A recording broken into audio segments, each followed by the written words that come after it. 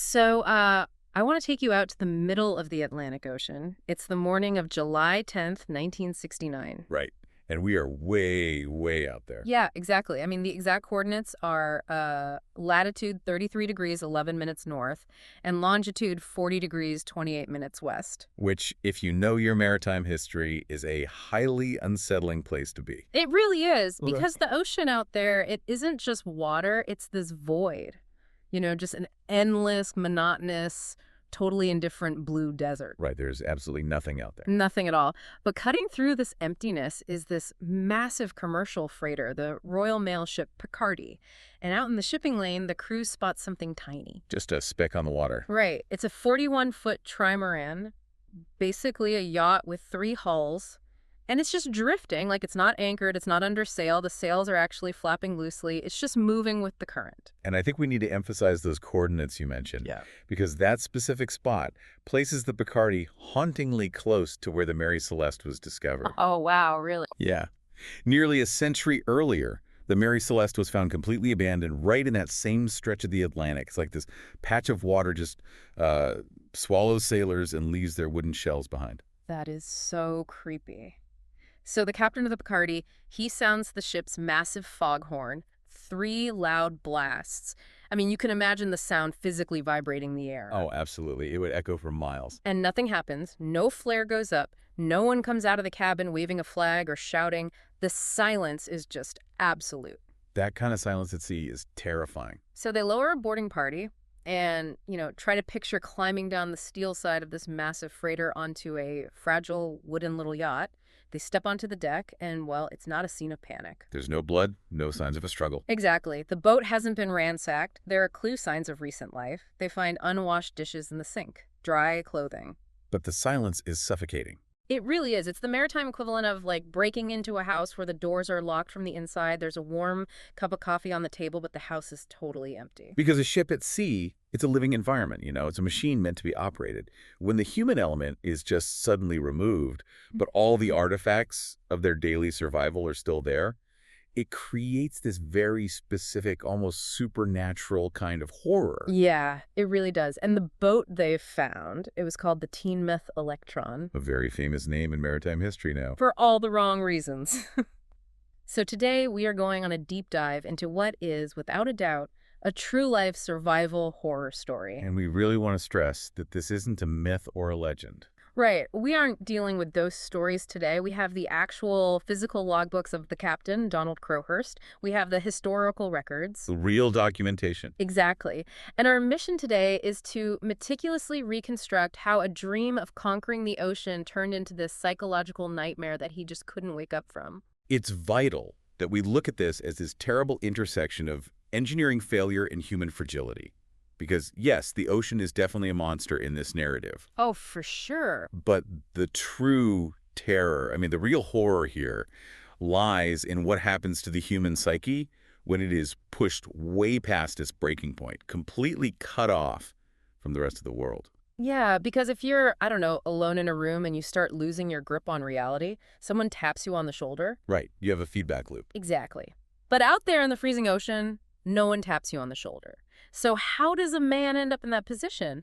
We really have to start before the boat even touches the water. Because the trap was set early on. The trap that Donald Crowhurst built for himself was fully operational before he ever left land. And to understand that trap, you really have to understand the bait. Which was the race, right? Exactly. Yeah. The 1968 Sunday Times Golden Globe race. In the late 1960s, sailing was reaching this massive fever pitch of public obsession in Britain. It was like the space race for them. It really was. Sir Francis Chichester had just sailed around the world with one stop, and the whole of Britain treated him like an astronaut returning from the moon. So what was the Golden Globe then? It was designed to be the final, ultimate test. The first person to sail, single-handed, non-stop, entirely around the world. No assistance, no stepping on land. Yeah. Just you and the most violent oceans on Earth. And enter Donald Crowhurst. Now, the thing about Crowhurst is he is not a professional sailor. Not at all. He's an amateur. He's this British businessman, an electronics engineer by trade, and a family man. But his company, Electron Utilization, is struggling terribly. He's basically staring down the barrel of severe financial ruin. Right. And he sees this race, and I mean specifically the massive cash prize in international fame attached to it, as a literal lifeline. He was a brilliant guy in some ways, but highly chaotic. He had actually developed this device called a navigator. What was that? It was a handheld radio direction finder for boats. Pretty innovative for the time, but he was just a terrible businessman. Sales were basically non-existent. So he figures, if I win this huge race using my own electronics, it'll save the company. Exactly. It would secure his family's future. But getting into a race like this requires a boat, and boats are insanely expensive. So he has to find an investor, and here's where the jaws of the trap really snap shut. Stanley Best contract. Yeah.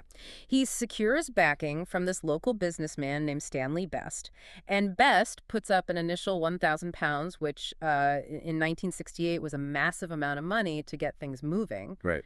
But I read the details of this contract, and I have to ask, why on earth would Crowhurst sign an agreement with a clause that essentially said if he didn't finish the race, his struggling company had to buy the boat back? It sounds crazy. It's not an investment, it's a suicide pact. Well, if we connect this to the bigger picture, you have to view it through the lens of entrepreneurial desperation. Okay, I guess that makes sense. Crowhurst possessed this almost like pathological optimism. You see it a lot in inventors. Yeah. He was completely convinced that his sheer intelligence could overcome any physical obstacle. And Stanley Best. Best was just a shrewd businessman. He wanted his investment protected. The clause stated that if Crowhurst dropped out, or even if the boat just wasn't ready on time, Best could demand his money back.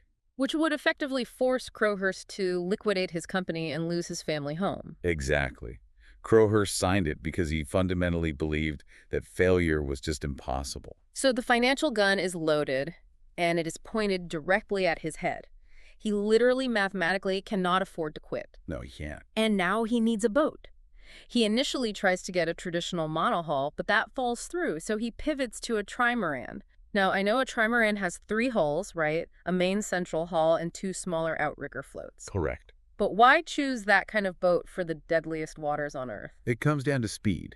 You see, Wow. a traditional monohull boat has this heavy lead keel underneath it, deep down in the water. Okay. That keel provides ballast.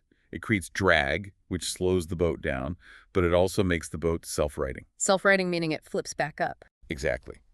If a massive wave hits a monohull and rolls it upside down, the heavy weight of that keel will eventually act like a pendulum and just pull the boat back upright. But a trimaran doesn't have that heavy lead keel. No, it doesn't. Trimarans rely entirely on their width for stability. Their weight is spread out over a wide surface area. So they just sit on top of the water. Right.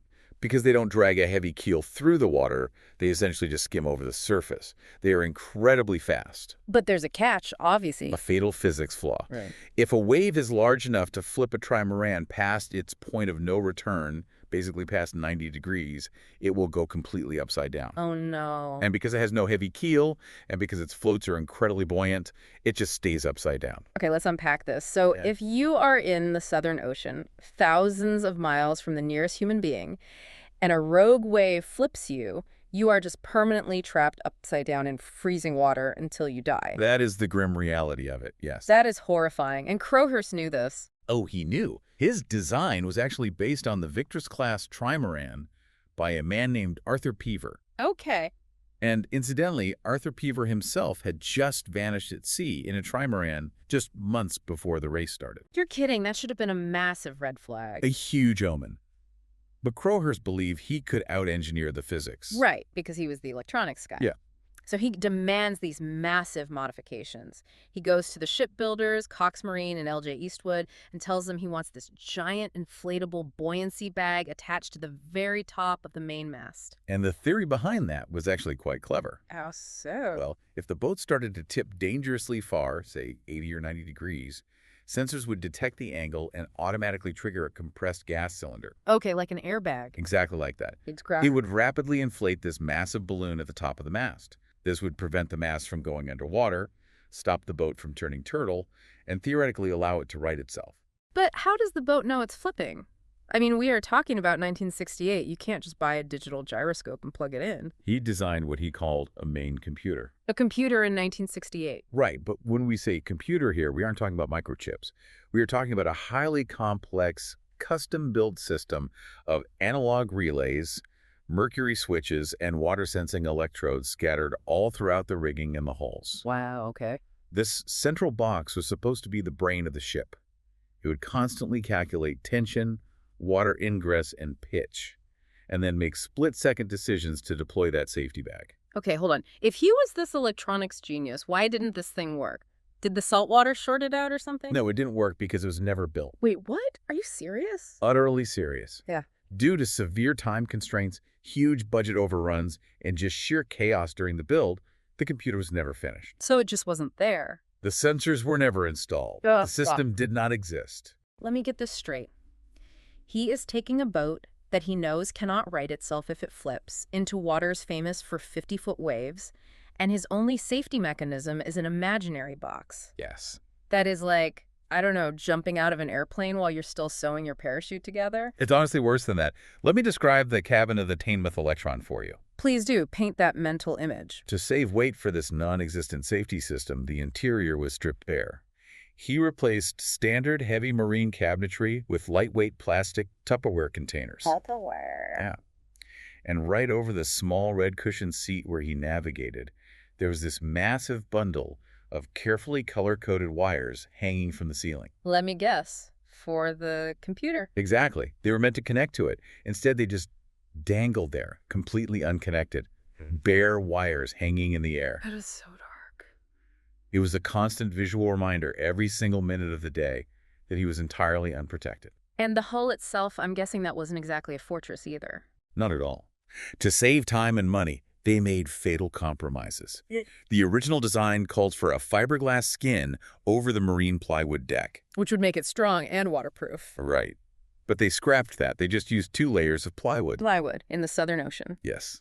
Furthermore, the hatches on a boat, the doors that seal you inside, they need a very specific soft rubber to create a watertight hermetic seal. And they didn't have the soft rubber, did they? They used a much harder, unyielding industrial rubber. So it didn't seal. It didn't compress at all. It didn't seal. The hatches were not watertight. If a wave washed over the deck, water would simply pour straight into the cabin. Oh my God, it's just claustrophobic even thinking about it. You're inside this hollow plywood shell, surrounded by cheap Tupperware, staring at dead wires, and your ceiling literally leaks ocean water. And he packed for extreme isolation. He brought very few personal comforts. He only took 5 books with him for what was supposed to be a 9-month voyage. Only 5 books? Yeah, and one of them, crucially, was Albert Einstein's book on relativity. Really? Relativity? Keep that in mind, because that specific book becomes the architectural blueprint for his madness later on. I'm making a mental note of that. Because right now, the rush to build this boat was so intense that it ended up costing 200% over budget. Which means Stanley Best's financial grip on Crowhurst just tightened even further. Right, the stakes keep getting higher, so the boat is basically unfinished, it's untested, and it's deeply flawed before it even touches the open ocean. And as they were about to find out, the bad omens started on day 1. Yeah, the launch itself was a terrifying omen. It's September 23, 1968. They gather for the big christening. A huge media event. Crowhurst's wife, Claire, she takes the champagne bottle, swings it on the rope, and it smashes against the hull. Except, it doesn't smash. It just bounces off. With a dull thud. Any sailor will tell you a bottle that fails to break on a christening is considered one of the darkest curses in maritime superstition. I can imagine the silence in the crowd. The shipbuilder actually had to grab the bottle, walk right up to the hull, and physically smash it against the wood himself. That is such a bad start. So they set off for sea trials. A quick trip from Cowes to Teignmouth that was supposed to take 3 days. It takes 2 agonizing weeks. 2 weeks. It is just pure chaos. At one point I read they are navigating a river trying to avoid a chain ferry. Right. Crowhurst abruptly stops the boat.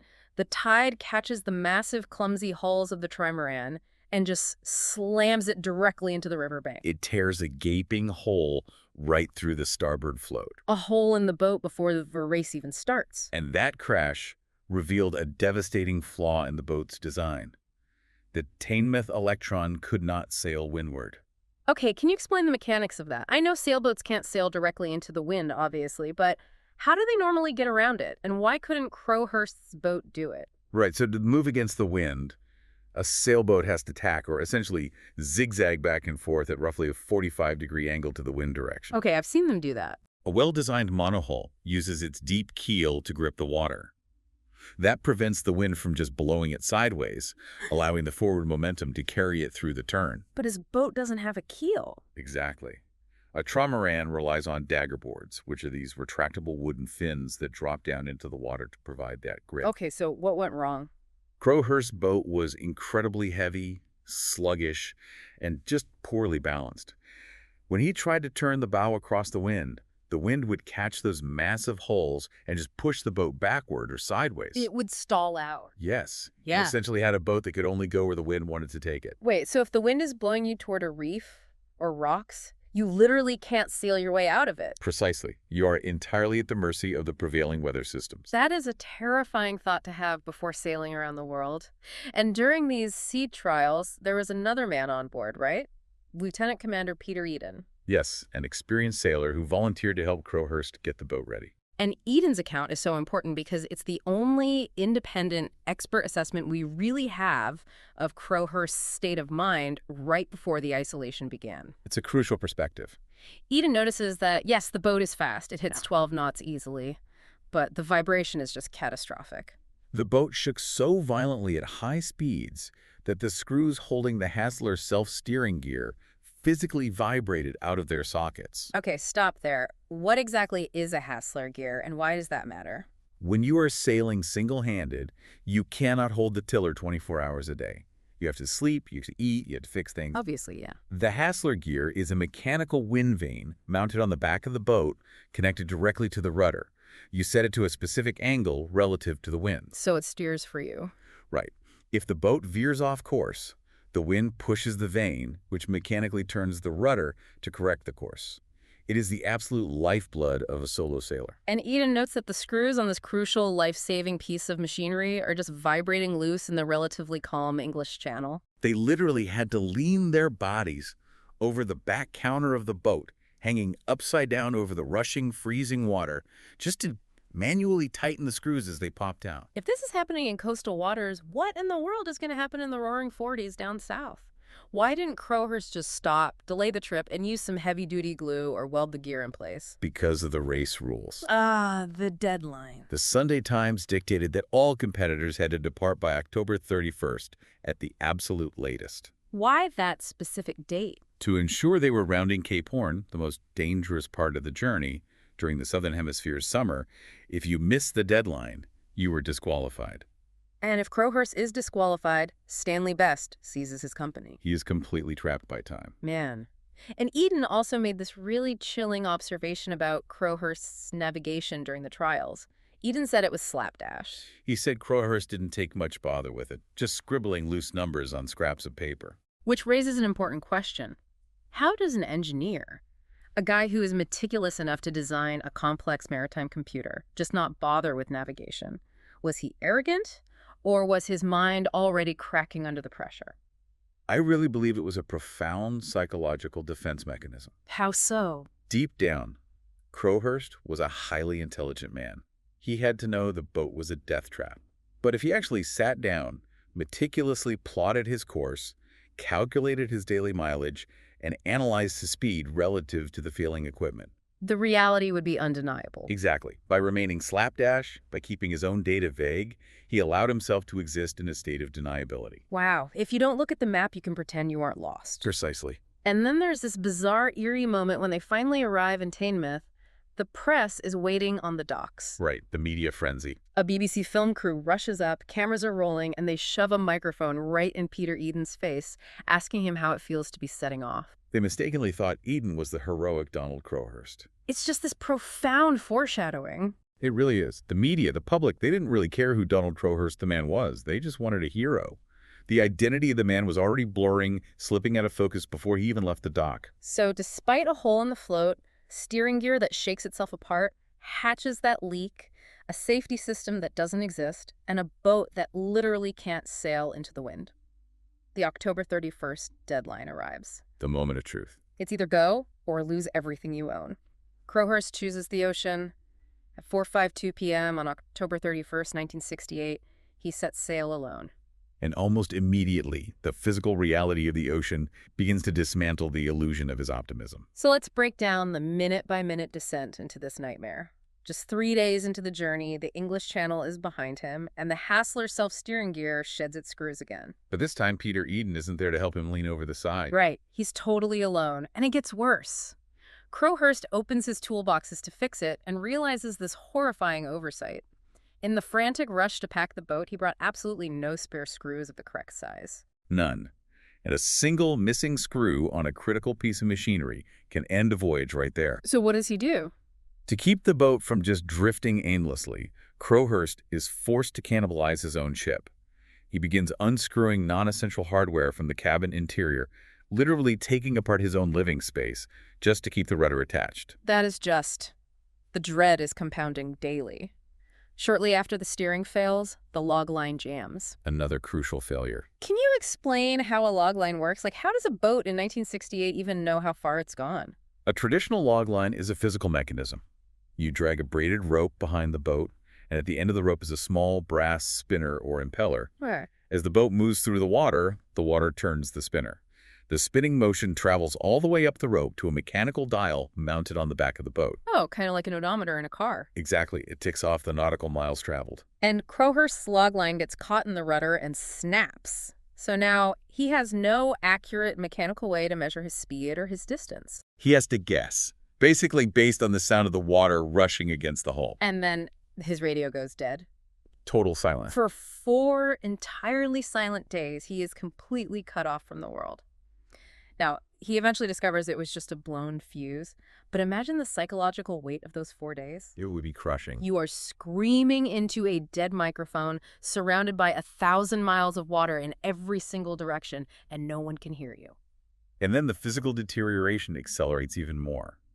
On November 5th, he checks the port bow float and discovers it has taken on massive amounts of water. The float is flooding. The entire compartment is flooded right up to the deck level. I just want to try and picture the physical exhaustion of this. You are entirely alone. You have to climb out onto this narrow, slippery arm connecting the main hull to the float. In the middle of the ocean. Right. You are leaning over the side of this fragile plywood shell, holding a plastic bucket, frantically scooping freezing salt water out of a hole, while 15-foot black ocean waves are just continuously crashing over your head. You don't sleep. You just bail water to stay alive. And then, on November 13th, the fatal flaw of those hard rubber hashes rears its head. The non-sealing hatches. Yeah. A massive wave crashes over the deck. The water pushes easily past the unyielding rubber seal and pours directly into the engine compartment. It completely drowns his own petrol generator. Which is a disaster. Why is a petrol generator so critical on a sailboat, though? Can't he just, sail? He can sail, but he cannot survive without electricity. Okay. The generator charges the heavy marine batteries. Those batteries power his radio transmitter, allowing him to communicate with the world. They power his navigation lights so he isn't run over by a massive freighter in the dark. Right, they can't see him otherwise. And they power his cabin lights so he can see his complex navigation charts. When the generator drowned, he was effectively plunged into the dark ages. What did he do? He spent days tearing the generator apart, drying every single component with rags and trying to rebuild it while the boat pitched wildly in the waves. And because he can't sail windward, and because his steering gear is held together by scavenged screws, his actual track across the ocean is this erratic, bizarre zigzag. He's making pitifully slow progress. He is exhausted, he's freezing, and he realizes he is drowning in a boat that is slowly dissolving beneath him. Which brings us to November 15th. The psychological breaking point. Right. Crowhurst sits in his claustrophobic, Tupperware-filled cabin and runs the mathematical calculations of his progress. And the numbers are completely unforgiving. It is the impossible choice. If he continues south into the roaring 40s, which is the latitude below 40 degrees where there are no land masses to slow down the wind. Just constant storms. Constant terrifying storms. If he goes there, his leaking boat will absolutely disintegrate. The unwelded steering will snap, the floats will fill with water, the trimaran will flip, and he will die a cold, agonizing death, trapped in an upside-down plywood box. But the alternative is equally unthinkable. Turning back means returning to Teignmouth a failure. It means Stanley Best enforces the contract. It means his company goes bankrupt, his family is left entirely destitute, and he faces a crushing public humiliation after boasting to the entire British press. It is the ultimate trap. Die out here in the ocean or die back in society. There is literally no physical escape. So his mind invents a third option. An option that requires him to step completely off the map of reality. On December 6th, Crowhurst makes the fateful decision. He starts actively forging a second, entirely fake logbook. The Great Deception begins. By December 10th, he is radioing his publicist, Rodney Hallworth, back in England, claiming he is sailing a staggering 243 miles a day. Which is triple his actual speed. Now, I want to stop here and really try to understand the mechanics of this lie, because faking a maritime log in 1968 isn't just, writing down a different zip code. How exactly do you navigate using the stars, and how on earth do you fake it? This is where Crowhurst's desperate genius is just so horrifying. Yeah. True celestial navigation requires a sextant, a highly accurate marine chronometer, which is just a very precise clock, and nautical almanacs. Okay, the big, thick books of numbers. Right. You stand on the pitching deck of the boat and use the sextant to measure the exact angle between a celestial body, like the sun or a specific star, and the horizon. Got it. You note the exact second you took that measurement. Okay, so you have an angle and a specific time. Then you go down into the cabin, open those thick books of sight reduction tables, and perform complex spherical trigonometry. Oh, boy. You are basically calculating where that specific star should be relative to the Earth at that exact second. By comparing your measured angle to the predicted angle, you can draw a line of position on a chart. Okay. Do that with 2 or 3 stars, and where those lines intersect on the map, that is your location. So to fake it, he has to do all of that backwards. Yes. And that is a monumental, exhausting intellectual task. He has to pick a fake coordinate thousands of miles away from where he actually is. He has to guess what the weather would realistically be at that fake location. Then he has to calculate exactly what the angle of the sun would be from that fake coordinate at a specific second in time and meticulously record those fake angles in his fake logbook. That is insane. If he makes a single mathematical error, the lines won't intersect perfectly, and any expert navigator reviewing his logs will instantly know he lied. So he is spending hours every single day doing intense reverse trigonometry in a cramped, damp cabin just to maintain the architecture of his lie. It's totally mind-bending. But what was his end game here? Because he couldn't fake his way around the entire world and cross the finish line first without someone noticing he wasn't actually there, right? No, his plan was a desperate survival calculation. He decided he would simply remain in the relative safety of the South Atlantic, wandering aimlessly. Okay. He would broadcast his fake coordinates, painting a picture for the world that he was hurtling through the Southern Ocean, rounding the Cape of Good Hope, crossing the Indian Ocean, and passing Cape Horn. While in reality, he is literally just sailing in slow circles off the coast of Brazil. Exactly. He becomes a ghost. His plan is to wait in the Atlantic for the other competitors to legitimately sail around the world. As they come back up the Atlantic toward England, he will seamlessly slip out of hiding and join the pack behind them. So he doesn't want to win. He absolutely does not want to win. Winning invites scrutiny. He wants to finish a respectable 3rd or 4th, a brave, non-winning finish. Right, because no one heavily scrutinizes the logbooks of the guy who comes in 4th. Exactly. Stanley Best is satisfied, the company is saved, and Crowhurst survives. It's a brilliant, desperate plan.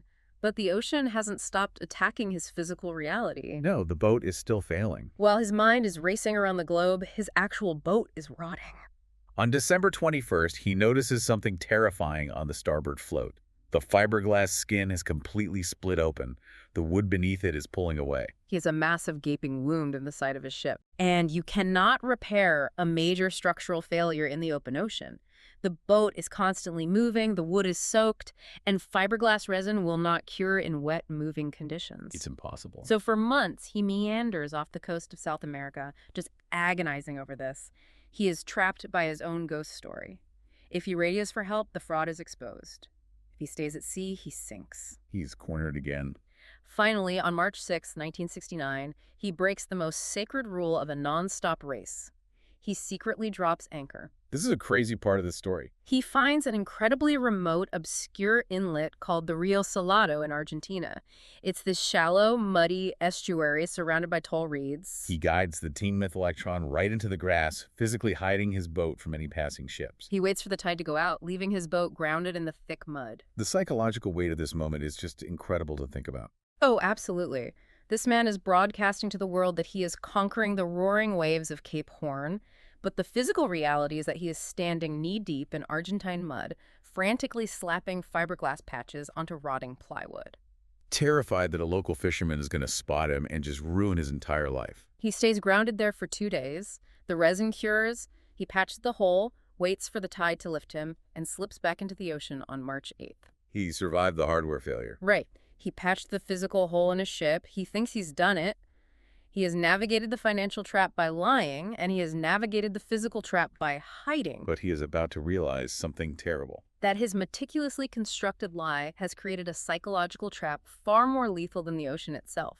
And there is no fiberglass patch for the human mind. The trap violently snaps shut on May 21st, 1969. Because while Crowhurst has been hiding in the Atlantic, the real race has been brutal. One by one, the other competitors have sunk, retired, or given up. Only one man has finished, Robin Knox Johnston.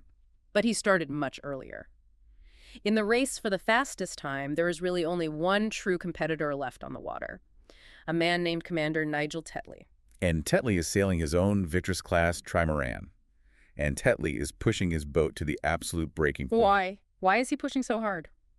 Because Tetley is listening to the BBC radio broadcasts, the broadcasts that are relaying Crowhurst's fake coordinates. Oh. Tetley genuinely believes that Donald Crowhurst is right behind him, tearing up the Atlantic, threatening to steal the prize. Because of Crowhurst's lie, Tetley ignores his own boat's failing structural integrity. Right. He drives it mercilessly through storm, and on May 21st, Tetley's boat literally breaks apart under the stress and sinks beneath him. Tetley's rescued from a life raft, thank goodness, but his race is over. It's over. Crowhurst is sitting in his cabin thousands of miles away, drifting in a dead calm, and he tunes his radio to the BBC.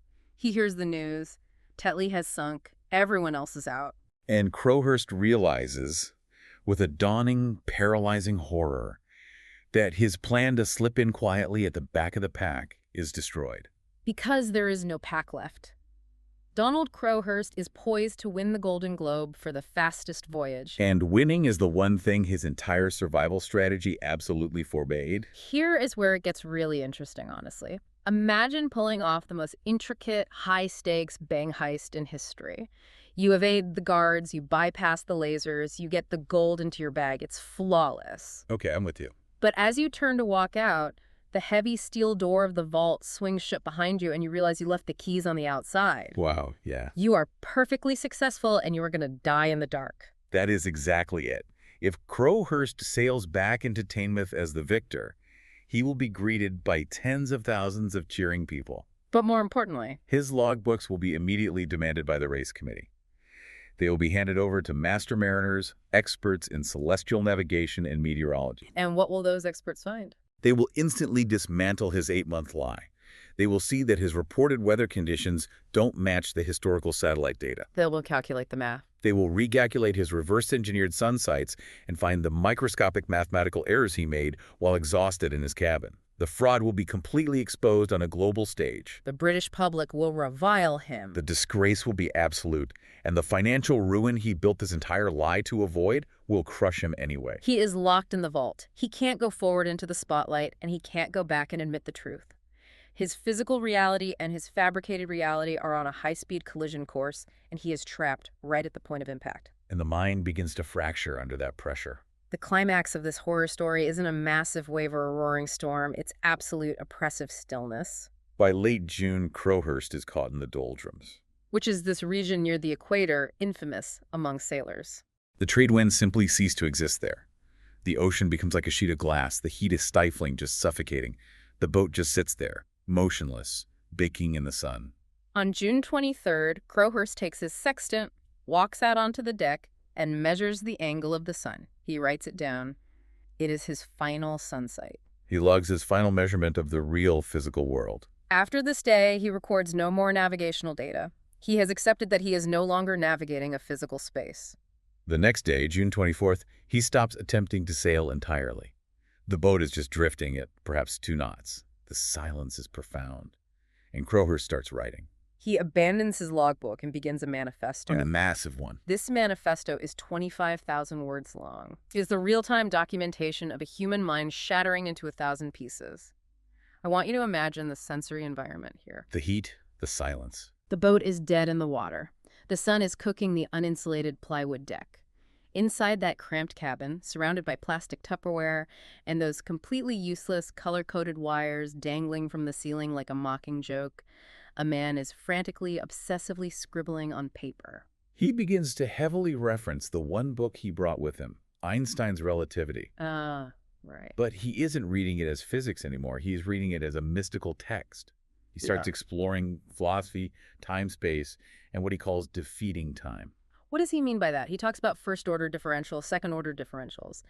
What is he actually trying to say in a non-mathematical sense? He is desperately trying to mathematically prove that the mind is not bound by the physical body. Okay. He argues that human beings are trapped in first-order existence, bound by time and physical consequences. But he theorizes that through sheer immense willpower and mathematical realization, a person can elevate themselves to a second-order entity. Which means? They become capable of detaching from physical reality, escaping the flow of time, and moving instantly across space. He is trying to invent a mathematical equation that will allow him to teleport out of his own life. Precisely. His physical situation is so agonizing, so utterly hopeless, that his intellect constructs an elaborate cosmic theory to rationalize a way out. He is trying to logic himself into a higher dimension because the human dimension is just unbearable. And the writings shift rapidly from highly lucid, articulate arguments to cryptic, disjointed, just incoherent ramblings. Which brings us to the morning of July 1st, 1969, the final hours. He begins to log his thoughts, meticulously recording the exact time of each revelation. At 10:29 a.m. British Standard Time, he writes what feels like a final realization, a total submission to the universe. He writes, "It is finished. It is finished. It is the mercy." It is the mercy. What an incredibly haunting phrase. It implies that the end of the struggle, the end of the lie, is a profound relief to him. And then, less than an hour later, the pen strokes become final. At 11:20 and 40 seconds, he records the exact second he writes, "There is no reason for harmful." His final recorded words are a chilling resignation. He writes, "It has been a good game that must be ended. I will resign the game." What happens next is a reconstruction, an attempt to piece together the final physical actions of a man who had already left the physical world behind. The evidence left on the Teignmouth Electron is a deeply disturbing tableau. The true logbook, showing his real wandering path in the Atlantic, the forged logbook filled with his meticulous, reverse-engineered mathematical lies, and the 25,000-word manifesto. All of it is gathered and left in plain view on the cabin table.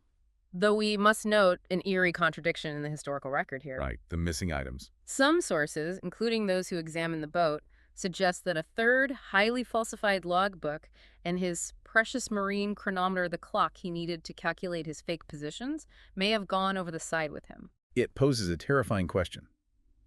Did he leave the evidence on the table as a deliberate confession to the world? Or, in his final fractured moments, did he attempt to take the lie with him into the deep, leaving humanity with only the fragmented, contradictory truth? We will never truly know. What we do know is that at some point after 11:20 a.m., Donald Crowhurst stands up from that red-cushioned seat. He walks out of the claustrophobic cabin. He steps onto the unyielding rubber hatches of his doomed plywood trimaran, and he simply steps off the edge of the deck into the abyssal blackness of the ocean. You resign the game. Donald Crowhurst was swallowed by the sea. But the tragedy did not end with his disappearance. No, it didn't. The Teignmouth Electron itself was condemned to wander the ocean as a cursed ghost ship, carrying the physical scars of his mental collapse. So we return to where we started. The Royal Mail ship Picardy discovers the drifting, empty boat on July 10th. They hoist it out of the water. What happens to this trauma-soaked vessel? Well, the Picardy offloads the trimaran in Santo Domingo, and it is eventually taken to Jamaica. Back in England, Stanley Best, the investor whose contract initiated this entire nightmare, is horrified. I bet. The story breaks, the fraud is exposed, and Best, understandably, wants to recoup his financial losses and distance himself from this deeply embarrassing tragedy. So the boat is put up for auction, sold sight unseen. And it falls into this bizarre, almost grotesque afterlife. It really does. It's bought by a Kingston hotelier named Larry Worth, and then in 1973, it is sold to an entrepreneur named Bunny Francis. And this is where the physical erasure of Donald Crowhurst's nightmare really begins. Bunny Francis looks at this austere, bare-bones survival pod and decides he wants to turn it into a pleasure cruiser for tourists in Montego Bay. A party boat. It's almost a violent erasure of the boat's history. He hires workers to rip open Crowhurst's claustrophobic doghouse cabin. They build it taller, installing huge panoramic windows. They completely redesign the bare, Tupperware-filled interior to sleep 10 people comfortably. They turned a tomb into a party boat. But the boat fundamentally doesn't work for that. Right, because it's still that heavy, sluggish design that won't sail windward. So Francis literally tries to surgically alter the boat's erratic behavior, the very behavior that drove Crowhurst mad. Remember the dagger boards? Those retractable wooden fins meant to keep the boat from sliding sideways. Yes, Yeah. Francis rips them out completely. He removes the very mechanism intended to give the boat grip. And in their place, he bolts a massive 12-foot heavy keel to the bottom of the main hull. He tries to force the skimming trimaran to behave like a stable monohull. And to hide the rotting, stressed marine plywood that Crowhurst had painstakingly patched in the Argentine mud, Francis buries the entire original hull under heavy, suffocating layers of thick fiberglass. He entombs the original ship, but the ocean always reclaims what belongs to it. The Jamaican economy takes a turn, Francis abandons the pleasure cruiser idea, and the boat is sold again. This time to the McDermott brothers. They move it to Cayman Brac, a small island, to use it as a scuba diving boat. This becomes its final resting place. The Teignmouth Electron seems to resist every new, happy identity forced upon it. In 1983, it hits the bottom and takes on water. The owners bring in a massive crane to lift the waterlogged trimaran onto the beach for repairs. As the boat is hoisted into the air, the straps slip. The crane drops it. The massive impact shatters the heavily modified hull. It is dragged onto the sand, broken and useless. 5 years later, in 1988, Hurricane Gilbert slams into the island, tearing the remaining structure to pieces. But before the hurricane utterly destroyed it, Winston McDermott was poking around the wreckage trying to salvage parts. And he makes a discovery that completely changes the psychological narrative of Crowhurst's final days. McDermott is dismantling some of the structural crossarms. Those are the hollow wooden beams that connect the main hull to the outrigger floats. Exactly.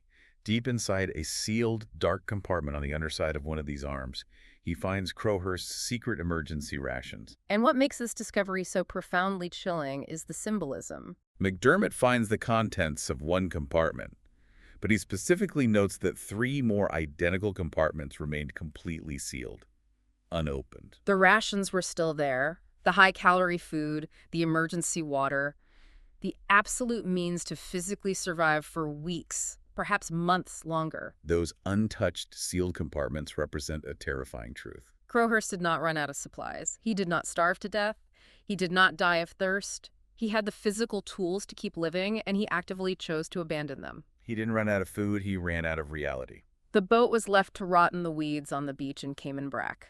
Over the years, it was slowly picked apart by souvenir hunters. The metal fittings, the rigging, anything of value was stripped away. Someone walked up to the hull with a saw and literally cut the word Electron right out of the wood. And in its place, right over the hole where the name used to be, someone spray-painted 2 words in black graffiti. Dreamboat. A cruel, mocking irony for a vessel that delivered a nightmare. In 2007, an American artist named Michael Jones McKeon actually traveled to the island and bought the remaining rotting wreckage. He wanted to preserve it as an art installation. McKeon made an incredibly poignant observation about what that shattered hull represents. He said the boat is a monument to dreams that are so grandiose, so massive that they unravel us. Ambitions that are powerful enough to move us to incredible action, but possess the absolute potential to finish us. And we are still, decades later, completely obsessed with this tragedy. They built a pristine, full-scale replica of the Teignmouth Electron for the 2018 movie The Mercy. We just cannot look away from this ghost ship. It really is a story that stays with you. And that brings me to you, listening to this right now. Why does a maritime horror story from 1968 still grip us so tightly today?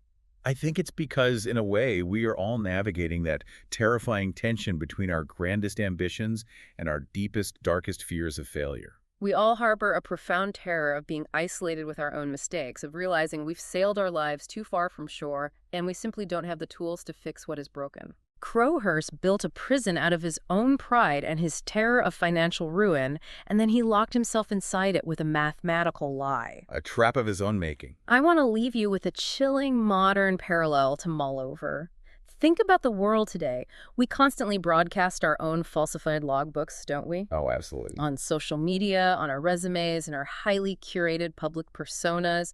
We project this incredibly successful journey, charting impossible speeds and glorious, happy coordinates for the world to see, while secretly, privately, we might be taking on water. We are bailing out our own flooding cabins in the dark. Right, hoping nobody notices the massive discrepancy between the perfect map we share and the terrifying reality of our actual actual location. So Well, I ask you, if the universe demanded your true coordinates today, if you were forced to align your highly curated public map with the raw, unedited reality of your private ocean right now, would your ship stay afloat? Or would the sudden silence of the truth leave you drifting in the dark?